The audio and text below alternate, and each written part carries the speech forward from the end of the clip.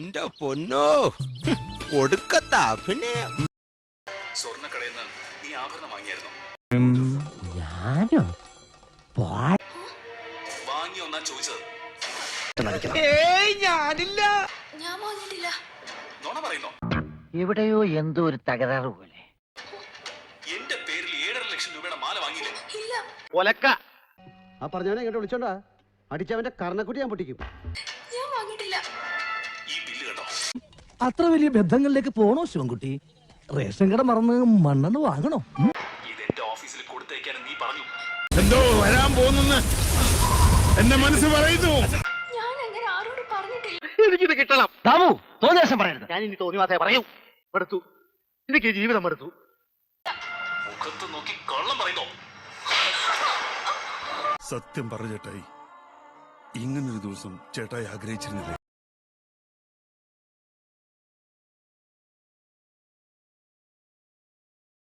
മോശമായിപ്പോയി, വളരെ മോശമായിപ്പോയി.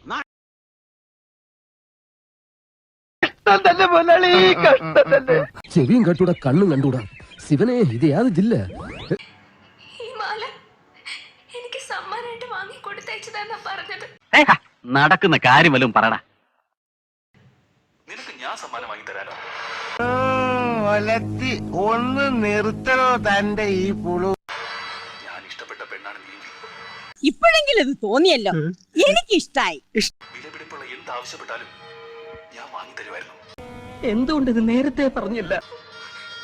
നിന്നോട് എനിക്ക് സ്നേഹമല്ല, വെറുപ്പാ.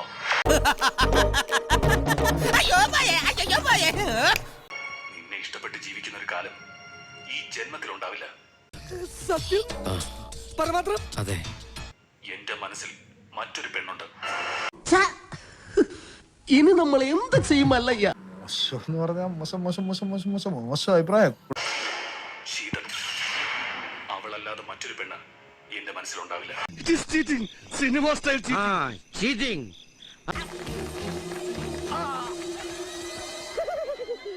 തെരുവിൽ ജീവിച്ച നിനക്ക് ഈ വീട്ടിൽ വന്ന് കയറിയപ്പോ അഹങ്കാരം.